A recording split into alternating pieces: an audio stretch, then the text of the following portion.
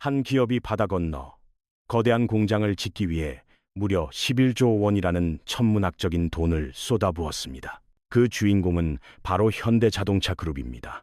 자동차 업계의 거인으로서 역사적인 승부수를 던진 셈이죠. 이 입이 떡 벌어지는 자금이면 서울 강남 한복판의 고급 아파트 수천 채를 사들일 수도 있었을 겁니다. 도대체 왜 안방인 한국을 놔두고 미국 땅에 이 막대한 재산을 쏟아붓기로 결정한 걸까요? 이것은 도널드 트럼프가 정치적으로 부활한 미국 땅에서 살아남기 위해 현대가 치러야 할 혹독한 대가입니다. 누군가는 평범한 투자라고 말할지 모르지만 현대 입장에서는 비싸지만 피할 수 없는 탈출 비용처럼 느껴질 겁니다. 오늘 우리는 21조 원짜리 생존 도박 뒤에 숨겨진 전략적 이유와 보이지 않는 압박감을 깊이 파헤쳐 보겠습니다. 현대차그룹은 최근 미국 조지아주에 80억 달러 이상, 우리 돈으로 약 11조 원을 투자했습니다. 이 돈이면 웬만한 중견 기업 수백 개를 인수하거나 국내 부동산 시장을 쥐락펴락할 수도 있었을 겁니다. 하지만 현대는 조국인 한국을 건너뛰고 이 막대한 자원을 머나먼 타국 땅에 쏟아붓기로 결심했습니다. 단순히 미국이 세계에서 두 번째로 큰 자동차 시장이라는 이유 때문만은 아니었습니다. 물론 시장 규모도 중요하지만 그것 하나만으로는 이 거대한 작전의 규모를 다 설명할 수는 없으니까요.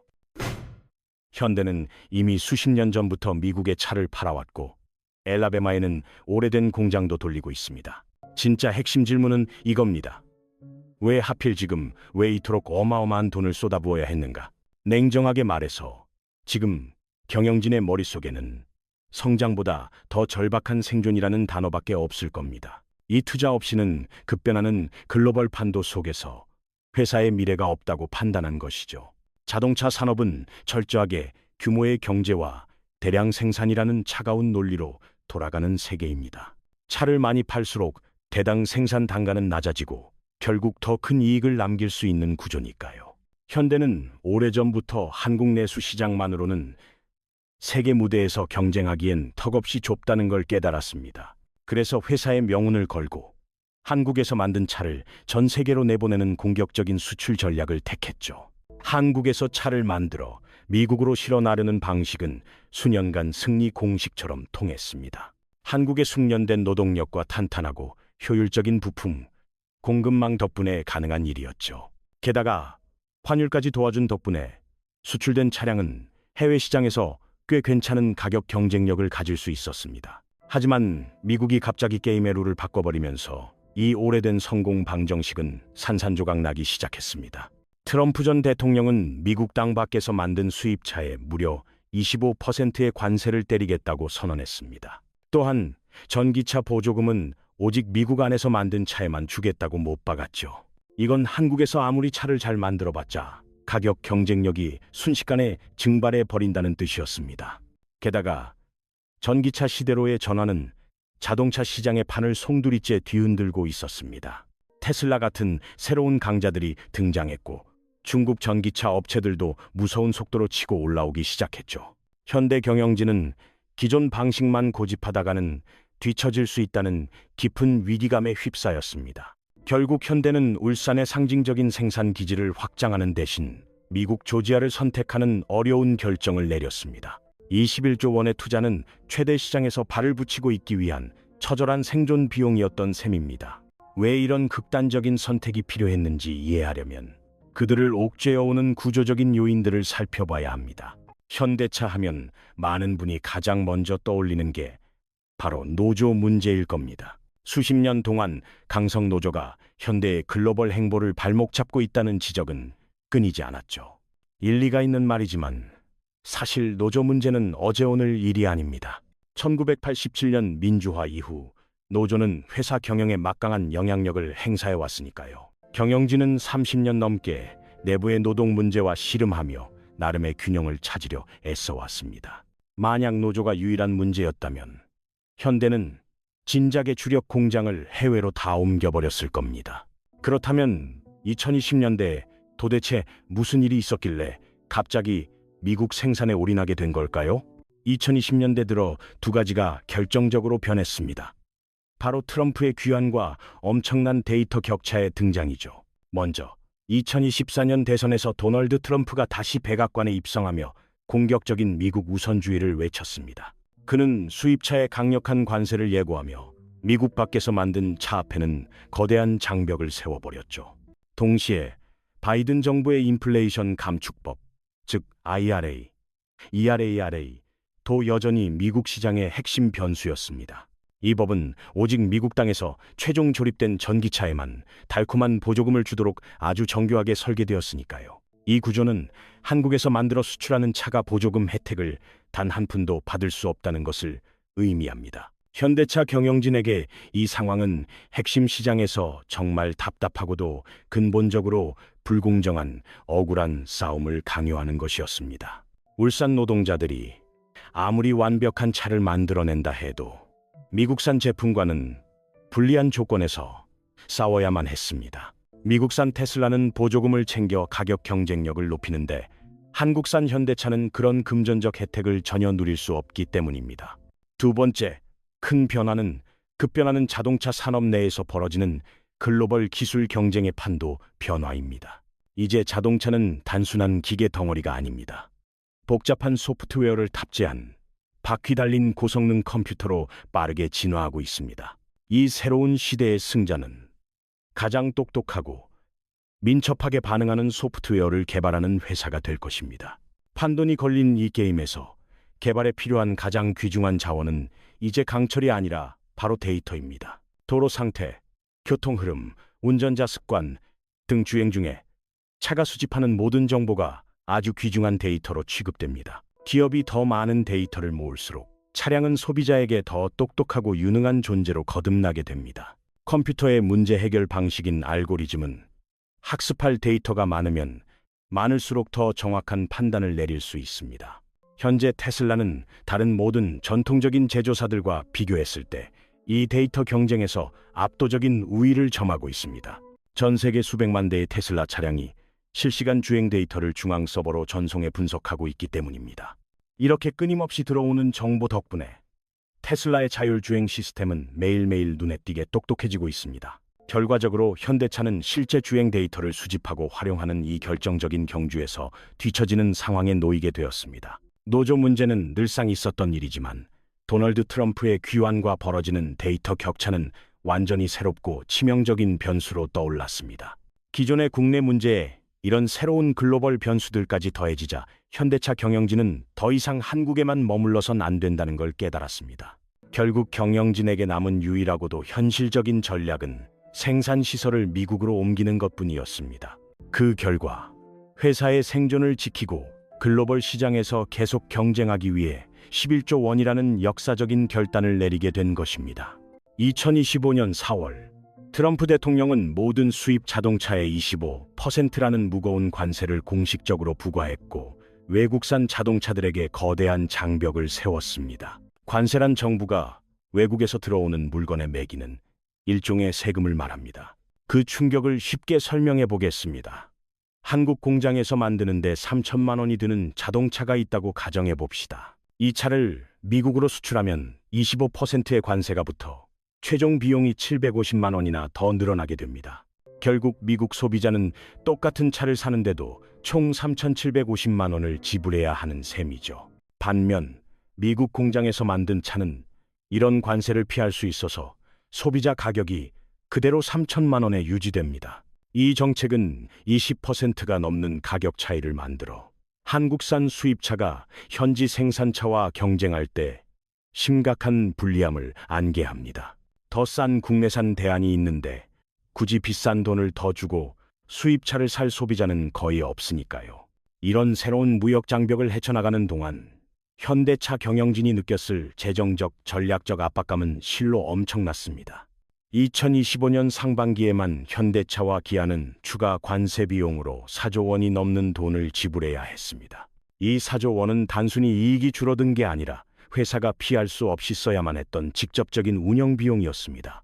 고객에게 차를 팔기도 전에 세금으로만 막대한 자본이 회사에서 빠져나갔다는 뜻입니다. 다행히 2025년 10월 한미 정부 간의 고위급 협상 끝에 관세에 대한 수정 합의가 이루어졌습니다. 양국은 무역 부담을 덜기 위해 자동차 관세를 25%에서 15%로 낮추기로 합의했습니다. 하지만 15%라 해도 여전히 높은 장벽이라 한국에서 수출하는 전략은 사업적으로 매우 힘든 길입니다. 한국에서 차를 생산하는 건 미국 땅에서 현지 생산된 차와 경쟁할 때 여전히 구조적으로 불리할 수밖에 없습니다. 문제는 세금뿐만이 아닙니다. 바이든 시대의 인플레이션 감축법이 오늘날까지도 시장에 영향을 미치고 있기 때문입니다. 이 법에 따르면 미국에서 최종 조립된 전기차만이 $7,500라는 막대한 세액 공제 혜택을 받을 수 있습니다. 이 혜택은 우리 돈으로 거의 1,000만 원에 달하는데 미국 소비자들이 현지 차량을 구매하도록 유도하는 강력한 금전적 유인책이 됩니다. 만약 현대차가 아이오닉 5를 한국에서 만들어 수출한다면 이 엄청난 혜택을 전혀 받을 수 없게 됩니다. 반대로 새로운 조지아 공장에서 만든 아이오닉 5는 전액 공제 자격을 갖춰 가격이 훨씬 저렴해집니다. 자동차 산업에서 경쟁이란 종종 피 튀기는 숫자 싸움이라 1,000만 원 차이면 소비자의 마음을 돌리기에 충분합니다. 테슬라 모델 Y와 비슷한 성능의 현대 아이오닉을 비교할 때 대부분의 구매자는 더 저렴한 쪽을 선택할 테니까요. 바로 이런 금전적인 현실이 현대차가 미국 땅에 공장을 지을 수밖에 없었던 가장 직접적이고 절박한 이유입니다. 이런 고충은 현대차만의 것이 아닙니다.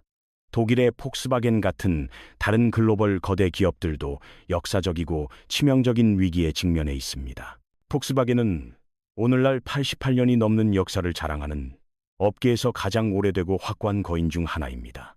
1937년 히틀러 집권기에 탄생한 이 기업은 훗날 라인강의 기적을 상징하는 거대한 제국으로 성장했습니다. 전성기 시절 이 회사는 세계 자동차 판매 1위를 기록하며 정교한 독일 공학의 정점이자 압도적인 글로벌 성공의 대명사였습니다. 하지만 지금 전 세계는 연이은 전략적 실패로 무너져가는 이 산업 공룡의 충격적인 몰락을 목격하고 있습니다. 2025년 12월 폭스바겐은 독일 드레스덴의 상징적인 공장 가동을 중단한다는 충격적인 발표를 내놓았습니다. 창사 88년 만에 처음으로 자신들의 본토인 독일에서 주요 생산 기지의 문을 닫게 된 것입니다. 드레스덴 폐쇄를 넘어 2030년까지 독일 내 일자리 3만 5천 개를 감원해 비용을 줄이겠다는 계획까지 발표했습니다.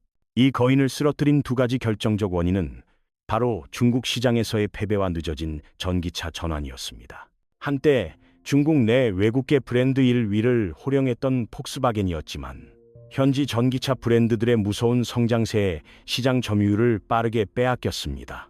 비아디나 니오 같은 중국 기업들이 저렴한 전기차로 시장을 휩쓰는 사이 폭스바겐의 제국은 걷잡을 수 없이 무너져 내리기 시작했습니다. 게다가 디젤 엔진의 명가라는 자부심 때문이었을까요? 디젤 게이트 사태 이후에도 전기차 전환의 속도를 내지 못하고 주춤거렸습니다. 테슬라가 전기차 시장을 장악하는 동안 폭스바겐은 낡은 내연기관 엔진의 사고방식에 너무 오랫동안 갇혀 있었습니다. 독일 특유의 높은 인건비와 막강한 힘을 가진 노조 역시 신기술로의 빠른 전환을 가로막는 걸림돌이 되었습니다. 경영진이 새로운 투자를 시도하려 해도 기존 인력을 줄이는 게 워낙 어렵다 보니 유연한 대응 자체가 불가능했던 겁니다. 이런 둔한 움직임은 거대 기업 전체를 경직되게 만들었고 결국 급변하는 세계 흐름에 적응하지 못하는 결과를 낳았습니다. 현대차 경영진들은 이 독일 거인의 몰락을 보며 아마 등골이 서늘해지는 공포와 절박함을 느꼈을 겁니다.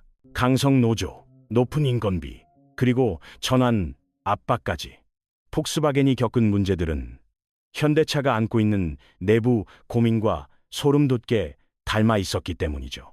폭스바겐과 똑같은 최후를 맞지 않기 위해 현대차 수뇌부는 지금 당장 과감하고 결단력 있는 행동이 필요하다고 판단했습니다. 하지만 관세 위협이나 규제 변화만이 현대차가 주력 생산 기지를 미국 조지아로 옮긴 유일한 이유는 아니었습니다. 조지아 행을 택한 가장 결정적인 의외의 이유는 바로 양질의 자동차 데이터 확보에 있습니다. 2025년 현재 자동차 산업은 소프트웨어가 경쟁력을 결정짓는 거대한 변곡점 위에 서 있습니다. 과거엔 최고의 엔진을 만드는 회사가 승자였지만 오늘날의 승자는 소프트웨어를 지배하는 자입니다. 차가 스스로 운전하고 자동으로 업데이트되며 운전자의 사소한 습관까지 학습하는 시대가 도래했기 때문입니다. 이 새로운 기술 전쟁에서 데이터는 세계 패권을 노리는 모든 제조사에게 가장 필수적인 자원이 되었습니다. 도로 상태부터 교통 흐름, 날씨에 이르기까지 자동차가 수집하는 모든 정보가 곧 개발의 핵심 데이터가 됩니다. 더 많은 데이터를 긁어모아 분석할수록 차량은 더 똑똑해지고 반응 속도도 빨라지게 되죠. 방대하고 다양한 데이터를 학습할수록 차량을 제어하는 알고리즘은 훨씬 더 정교하고 정확해집니다. 테슬라는 이 데이터 레이스에서 이미 저만치 앞서 있습니다. 전 세계 수백만 대의 차량이 실시간으로 서버에 정보를 쏘아 보내고 있으니까요. 이 실시간 데이터 순환 구조 덕분에 테슬라의 자율주행 시스템은 기존 제조사들이 흉내조차 낼 수 없는 속도로 진화하고 있습니다. 업계 전문가들은 현대차와 테슬라 사이의 데이터 격차를 개발 시간으로 따지면 무려 50년 정도라고 말합니다. 지금의 데이터 수집 속도로는 테슬라의 독주를 따라잡는 게 사실상 불가능하다는 뜻입니다. 이 격차를 줄이려면 현대차는 도로 환경이 다양한 미국에서 더 많은 차를 팔아 실제 주행 데이터를 긁어 모아야 합니다. 조지아 공장은 이 전략의 핵심입니다. 미국산 차량은 관세를 피할 뿐만 아니라 막대한 보조금 혜택까지 받을 수 있으니까요. 차가 많이 팔리면 데이터가 쌓이고 그 데이터로 소프트웨어가 좋아지는 강력한 기술 성장의 선순환을 만드는 겁니다. 이곳은 단순한 공장이 아니라 전체 생산 과정이 디지털로 연결되어 실시간 분석이 가능한 스마트 팩토리입니다. 현대차는 이 첨단 기술을 활용해 신기술을 실험하고 미래 글로벌 경쟁력을 다질 계획입니다. 이곳에 쏟아부은 돈 11조 원은 단순한 건축비가 아닙니다. 미래 기술 전쟁에 참전하기 위한 입장권인 셈이죠. 흔히들 메타플랜트 아메리카로 불리는 이 조지아 공장을 전기차 전용 공장으로만 알고 계신 분들이 많습니다. 아이오닉 5와 9을 시작으로 문을 열었지만 최근 현대차는 중대한 생산 전략 수정을 발표했습니다. 2026년부터는 미국의 변화하는 소비자 수요에 맞춰 하이브리드 차량도 이곳에서 생산하기로 한 겁니다. 엔진과 모터를 함께 쓰는 하이브리드는 내연기관과 전기차 사이를 잇는 가장 현실적인 다리 역할을 합니다. 심지어 현대차는 작은 엔진을 오직 배터리 충전용 발전기로만 쓰는 주행거리 연장형 전기차, 즉 EREV, 에어 EV 도입까지 검토하고 있습니다. 전기차 공장에서 하이브리드를 만들겠다는 결정은 주춤하고 있는 전기차 시장의 성장세에 대한 대응입니다. 이런 정체 현상을 업계에선 캐즘이라고 부르는데 신기술이 대중화 단계로 넘어가기 전 일시적으로 수요가 끊기는 구간을 말하죠. 얼리어답터들은 이미 전기차를 샀지만 일반 대중들은 비싼 가격 때문에 여전히 지갑 열기를 주저하고 있습니다. 부족한 충전 인프라와 여전히 비싼 배터리 가격 같은 문제들이 보통 사람들의 전기차 환승을 막고 있는 겁니다. 조지아 공장의 가장 큰 무기는 여러 차종을 자유자재로 만드는 셀 방식의 유연한 생산 시스템입니다. 전기차 수요가 튀면 전기차를 늘리고 하이브리드가 뜨면 생산 라인을 순식간에 바꿔버릴 수 있죠. 이런 유연한 대처는 노조와의 협상 조건이 까다로운 한국, 울산 공장에서는 거의 불가능한 얘기입니다. 조지아엔 노조가 없으니 경영진이 실시간 시장 데이터만 보고 번개처럼 빠르게 결정을 내릴 수 있거든요. 현대차가 해외에 11조 원이나 쏟아부어 완전히 새로운 생태계를 만든 것도 바로 이런 유연성 때문입니다. 조지아 공장이 새로운 기회의 땅을 여는 동안 현대차의 심장인 울산은 시간에 갇혀 얼어붙어 있습니다. 울산은 세계 최대의 단일 자동차 생산 기지지만 지금 전 세계적인 기술 혁신을 따라잡느라 허덕이고 있는 실정입니다. 예를 들어 테슬라의 기가 캐스팅은 수십 개의 부품을 커다란 알루미늄 주물 하나로 찍어내 제조 혁명을 일으켰죠. 용접도 줄고 생산은 빨라지고 비용은 확 떨어지니 현대 자동차 효율성 측면에서는 꿈의 기술인 셈입니다. 현대차도 이 혁신적인 기술을 울산에 들여오려 했지만 노조의 거센 반발에 부딪혀 계획이 멈춰버렸습니다. 노조는 자동화가 되면 일자리가 사라질까봐 두려워하고 이 대치가 길어지면서 중요한 기술 도입만 늦어지고 있습니다.